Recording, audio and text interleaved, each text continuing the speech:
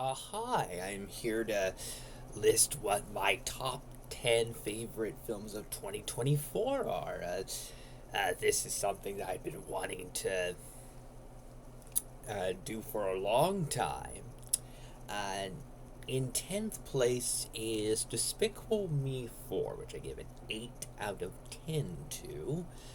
And I thought that Despicable Me had gone on long enough. The first film was really good, and oddly enough, it felt like a film that could have just been one really good story. I felt like it didn't need a follow up, so when the sequel was coming out, I felt surprised by that, but I really liked the sequel. But I thought by the time of this fourth movie, and if you count the Minions film, the sixth, so it felt like I thought the franchise had just gone on too long, so I wasn't that excited for the film, but I still felt like giving it a chance, and I actually enjoyed it. I don't think it's as good as the first film, but I think it's a really cute, entertaining film that still has a lot of the creative energy of the franchise, and Gru's still a really good main character. Poppy Prescott helps add some new stuff to the franchise, and the ending of the film is so good, and it really elevates the film.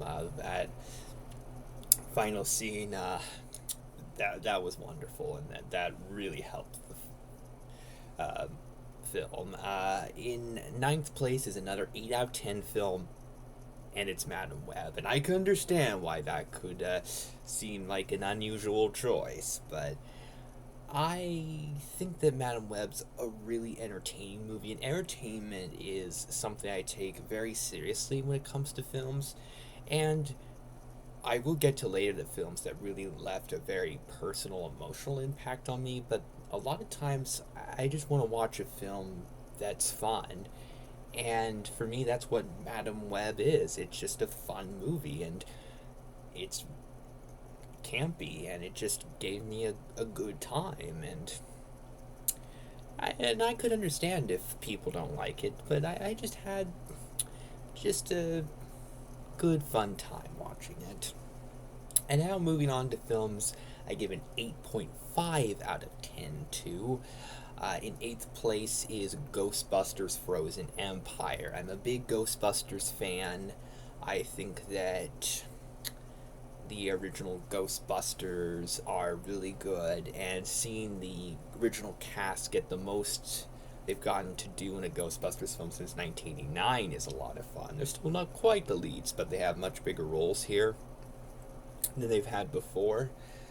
Um, as particularly Ernie Hudson, so that's really cool, and I felt like he earned that. And I think that Phoebe, Egon's granddaughter, is a really good lead character for Afterlife in this film. I think she really helps it, because I feel like a lot of the other new characters are okay, but they don't really leave that much of a big impact on me. So I feel like it's Phoebe and a lot of the original characters that really make this film just so much fun, and just really has a lot of stuff that I love from Ghostbusters. So I really do like the film. In seventh place is Inside Out 2. A really emotional animated film like the first film, and has a lot of the same strengths and compelling characters and good animation. It's a very strong story. I like Riley having more screen time. I think that helps the film feel more personal and a little bit stronger than the first film, even though I think the first film is really good. If I do have a complaint that could hold this back from being a little bit higher, my favorite character, Ennui, I think she's a really cool character. I really enjoy her personality. I love her design, and I just wish that she was in the film more. Uh, so if there's another film, I would love to see her get more of a lead role. But other than that, I think it's a really good film. In sixth place is That Christmas, a film that I knew basically nothing about, other than that it was a Christmas film. And so pretty much just randomly gave it a chance, and I was really impressed by it. It's a film with a lot of individual stories, which I felt like the film didn't necessarily need to be about a bunch of stories. I think it could have just been about one story, but all of them have heart and uplifting stuff in it. And particularly the one story involving the two sisters, Sam and Charlie, really elevates the film for me. I think that's where a lot of the heart comes from, and both of the sisters are very distinct characters that in a lot of ways feel like opposites, but they're both incredibly likable and they're both really well done, so that really helps the film. In fifth place, I think is the most obscure film on my list, Peter 5'8", um, which now we're moving on to a film that I'd give a 9 out of 10 to, and that could seem like a very high rating for that film, and a lot of it comes from, well, not just it being a really interesting, surprising movie, which it is. I was really surprised by how compelling and unpredictable the film is. Kevin Spacey is amazing in the film. I'm not here to go into Kevin Spacey's personal life. I don't want to do that. Just talk about Kevin Spacey as an actor. It felt so great to see him again, and really I felt like his acting is just so top notch, and I think he really gave the movie performance of the year. Um, I thought that Michael Keaton coming back as Beetlejuice couldn't be topped, but I think Kevin Spacey really gave the performance of the year. And of course, Michael Keaton's still wonderful. Absolutely love him, but uh,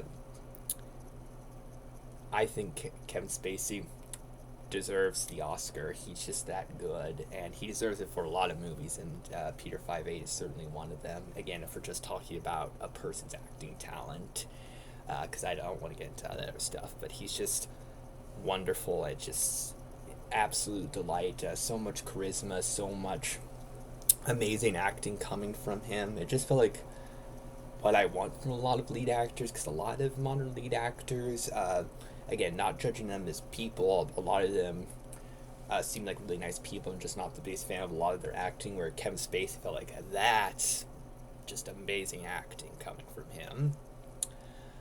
In fourth place is Beetlejuice. If we're just going by entertainment, and entertainment is a huge thing for me, Beetlejuice really stands out for me.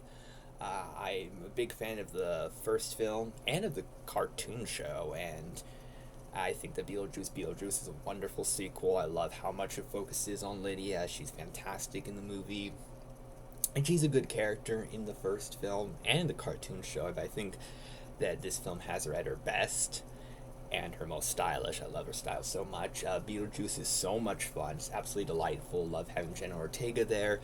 It's a really fun film. There's some important characters from the first film that aren't here, so that kind of holds it back just a little bit, but it's a wonderful film, and I think it works so well. In third place is the Joker sequel. I thought it was brilliant. I really do. I am going to give it a 10 out of 10, and it had such an engaging story, like the first Joker film. I think that the first Joker film and the second Joker film have possibly the most engaging, thought-provoking stories from the comic book movie genre, where they really felt like they really challenged the audience by having a character you're supposed to feel sorry for, but not root for him, not support his actions. And I think there's a lot of great stuff in the first Joker film. The second Joker film very much felt like a worthy sequel to me. Great character study about Arthur going against what other people want him to be and him think about, is he the Joker? Who is he? Is he what people say he is? And who's the real person? And it's such a fascinating character study. And it's a very intense film that could have just been depressing, but the musical numbers actually help give it some relief and a lot of fun. And Lady Gaga, best Harley Quinn, arguably the best adaptation of the character there's ever been. In second place is Wicked. Wicked was a film that I was looking forward to after seeing a trailer for it. It looked like a really stylish, fun film, and it certainly is. I was impressed, though, by how engaging the story is, and it's a really long film, But despite being a little bit over 2.5 hours long, I was engaged throughout, and even at the point where it was coming to the end, it's like, oh no no no, I still want to see more. I want to see what happens next. A lot of brilliant story stuff. Does a really great job of making the Wicked Witch a tragic character and really explaining how a character that's so sympathetic could be made out to be the villain and her journey and how much time is done with it. It's not just one quick thing, this character is going to be evil, and really, there's never really a point in the film where she actually feels like a villain. And it's really well done with her character. And Glinda, I am obsessed with her style. I'm a huge fan of pink. I love Glinda's outfit so much, and she's just such a delightfully entertaining character. Uh, the music, the songs, the dancing, the acting, it's just pretty much just everything that a film should have. It just feels like the whole package of greatness than all the elements. It's entertaining, it's thought provoking, it has great characters, it has sympathetic characters, it has funny characters, uh, great performances, amazing visuals. It pretty just has everything. And then number one is Super slash Man, the Christopher Reeve story. The Christopher Reeve documentary is by far the most emotionally impactful film of 2024, in my opinion, and the most emotionally moved I felt by a film in a really long time. I already loved Christopher Reeve from playing Superman. I'd heard all kinds of stories about what an inspiring person he was, so I really admired him. But seeing that documentary, seeing his kids talk about him, and seeing footage of him, and getting into real details about his experience, it's so emotionally impactful, and it's such a deeply moving story where Christopher Reeve's life was very sad, and there are a lot of sad moments in the film, but I see it as a tale of optimism as well, and a real life tale, because Superman, fictional character, an inspiring one, and a very important one that's made a lot of real differences, but still fictional.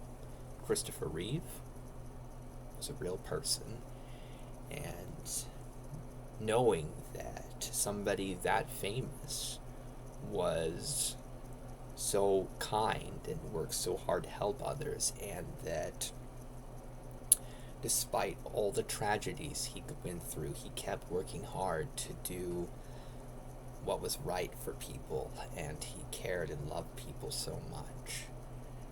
There's something deeply comforting about that. It was such a comforting film for me.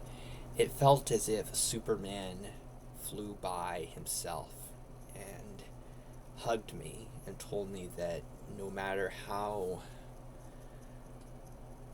hopeless the world will seem, there's still good out there,